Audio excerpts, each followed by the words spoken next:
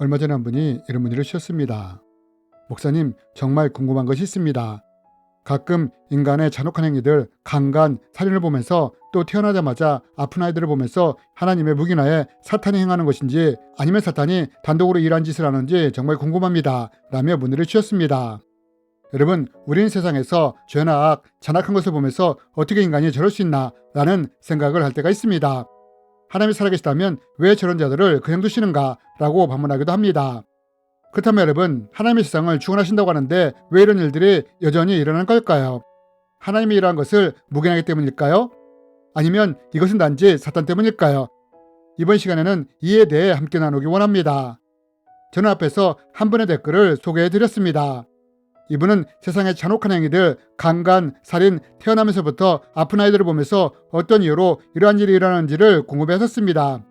세상에서 일어나는 잔혹한 행위들, 예를 들면 강간이나 살인 같은 것이 하나님의 묵인하에 사탄이 일으키는 건지 아니면 사탄이 독단적으로 일으키는지 말입니다. 여러분, 만약 세상에서 강간이나 살인, 전쟁이 일어난다면 또 세상에서 죄와 악이 관영한다면 이러한 것의 궁극적인 책임은 누구에게 있을까요? 분명 하나님이 세상을 주관하신다고 했으니 이 책임이 하나님께 있는 걸까요? 아니면 사탄에게 있을까요? 그런데 여러분, 혹시 아십니까? 이러한 것에 대한 궁극적인 책임은 하나님도 사탄도 아닌 인간에게 있다는 것을 말입니다. 이게 무슨 말이냐? 많은 사람들이 오해하는 것이 하나 있습니다. 그것은 많은 분들이 사탄이 직접 전쟁을 일으킨다거나 살인을 한다거나 강간과 같은 범죄를 일으킨다고 생각한다는 것입니다. 그러나 여러분, 우리가 여기서 분명히 알아야 할 것은 사탄은 직접적으로 이러한 일을 일으키지 않는다는 것입니다. 물론 이렇게 말하면 어떤 분들은 아니 이게 무슨 괴변이야? 무슨 말같지도 않은 소리야? 라고 할 수도 있습니다. 하지만 여러분, 제가 다시 한번 말씀드리지만 사탄은 절대로 사람을 죽이거나 강간을 하거나 하는 죄를 직접적으로 일으키지 않는다는 것입니다. 그럼 왜 사탄이 직접적으로 이렇게 하지 않는데 세상에는 이러한 죄와 악이 관영하게 되었느냐? 우리는 왜 세상에 죄와 악이 관영하게 되는 이유를 창세기 말씀을 통해 찾아볼 수 있습니다. 여러분, 창세기 3장에 보면 사탄이 하와를 유혹하는 장면이 나옵니다. 그런데 이때 사탄이 하와를 어떻게 유혹합니까? 선악과를 따서 하와에게 억지로 강압적으로 먹입니까? 전혀 그렇게 하지 않았다는 것입니다. 단지 사탄은 하와로 하여금 선악과를 따먹도록 유혹을 했을 뿐이라는 것입니다. 결국 하와는 자신의 선택으로 선악과를 먹지 않을 수도 있었지만 스스로 이것을 따먹은 것입니다. 하나님과 같이 되겠다는 교만한 마음으로 말입니다. 여러분, 이것이 사탄이 일하는 방식이라는 것입니다. 사탄은 직접적으로 살인이나 강간, 전쟁 같은 것을 일으키지 않는다는 것입니다. 인간의 본성이나 죄를 자극함으로 죄를 짓도록 유혹을 한다는 것입니다. 결국 이때 선택은 인간이 하게 되는 것입니다. 하나님을 기억함으로 죄를 버리고 선한 것을 선택할 수도 있고 자신의 본성과 이익, 쾌락을 위해 죄를 선택할 수도 있는 것입니다. 이때 인간이 죄를 선택할 때 사탄은 더 죄를 질 수 있도록 이 죄를 더 자극할 수 있는 것입니다. 이로 인해 세상의 죄와 악이 만연하게 되는 것입니다. 하지만 세상이 이렇게 된다 하더라도 이에 대한 근본적인 책임은 사탄이 아니라 인간에게 있다는 것입니다. 왜냐하면 결국 인간이 죄를 선택함으로 이로 인해 사탄이 공격할 수 있는 통로를 열기 때문입니다. 여러분, 창세기에 보면 하나님이 세상에 죄와 악이 만연한 것을 보시면서 이런 세상을 심판하십니다. 그런데 여러분, 이때 하나님이 누구를 심판하셨습니까? 사탄을 심판하셨습니까? 아니면 인간을 심판하셨습니까? 여러분, 만약 당시의 죄악이 사탄에 의해 그렇게 되었다면 하나님이 사탄을 심판해야 하는 것 아닙니까? 그러나 하나님은 누구를 심판하셨느냐? 바로 인간을 심판하셨다는 것입니다. 왜냐하면 당시의 세상에 죄와 악이 관영하게 된 것은 인간이 자신의 본성과 쾌락, 이익, 욕심을 위해 세상적인 것, 세속적인 것을 선택함으로 세상에 죄와 악이 만연하게 되었기 때문입니다. 그래서 당시에 물론 세상을 심판하실 때 세상을 이렇게 만든 인간을 심판하신 것입니다. 그런데 이것은 지금도 마찬가지라는 것입니다.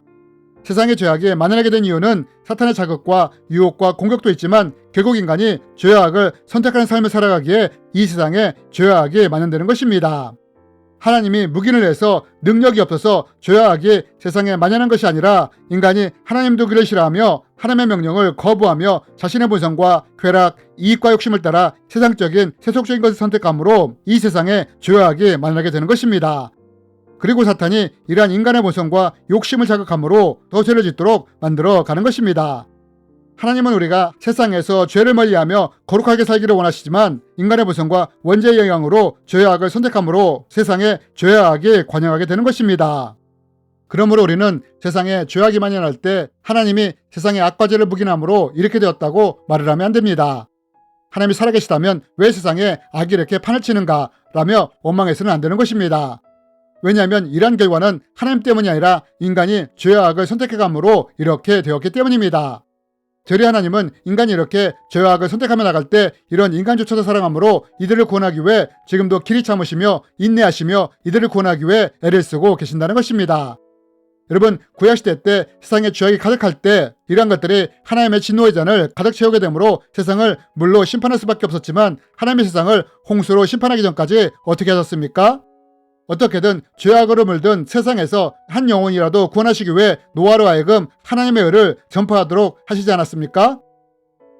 옛 세상을 용서하지 아니하시고 오직 의를 전파하는 노아와 7 식구를 보존하시고, 여러분, 하나님은 인간이 죄악을 선택함으로 세상이 죄악으로 가득 찰 때조차도 끝까지 잃어버린 영혼을 구하기 위해 애를 쓰셨다는 것입니다.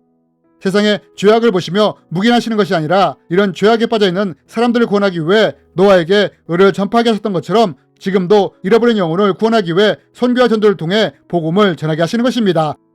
여러분, 우리가 기억해야 할 것은 하나님이 묵인하고 눈을 감아서 세상의 죄악이 관영하는 것이 아니라는 것입니다. 우리 하나님은 이러한 죄악을 버리라고 멀어지라고 말씀하신다는 것입니다. 하지만 사람들이 이런 하나님을 무시하고 거부하며 자신의 본성과 쾌락, 이익과 욕심을 따라 세상의 것, 세속적인 것을 선택하며 살아가므로 세상에 죄악이 많아지게 되는 것입니다. 이것이 바로 세상에 죄악이 많아지는 이유인 것입니다. 하지만 세상에 이렇게 죄악이 만연해짐에도 불구하고 또 세상에 죄악에 속한 사람들이 많음에도 불구하고 왜 사탄은 이런 사람들을 통해 세상을 정복하지 못하느냐? 그것은 많은 사람들이 죄악을 선택하는 삶을 살아가지만 이와 정반대로 자신을 하나님 앞에 거룩하게 지키려고 애를 쓰는 사람들이 또한 많이 있기 때문입니다. 이들이 빛이 됨으로 어둠의 세상을 모두 정복할 수가 없는 것입니다. 여러분, 기억하시기 바랍니다. 세상은 더욱더 죄악이 관영하게 될 것입니다. 마지막 때에는 사랑이 식어지며 사람들이 더 완악해지므로 세상에는 더욱더 악과 죄가 만연하게 되는 것입니다. 하지만 세상이 이럴지라도 우리가 죄악을 멀리하며 하나님 앞에 자신을 거룩하게 지키려고 애를 쓴다면 이런 우리는 빛의 자녀이므로 세상의 악과 죄도 우리를 어찌할 수 없을 것입니다. 여러분, 이것이 바로 세상의 악과 죄가 관영하게 될 때 우리가 세상 속에서 노아처럼 스스로를 지켜가는 방법인 것입니다. 주님의 이름으로 여러분을 축복합니다.